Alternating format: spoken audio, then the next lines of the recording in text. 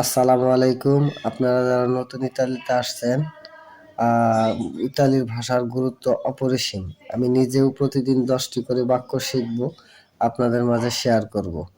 আমার পোস্টগুলো দেখবেন এবং আমার চ্যানেলটি সাবস্ক্রাইব করে রাখবেন। আরো নতুন নতুন ভাষার আপডেট পেতে আমার বেল বাটনটি চাপ দিয়ে রাখবেন। অবশ্যই ইতালিতে যারা আছেন, ইতালির ভাষা গুরুত্ব অপরিসীম।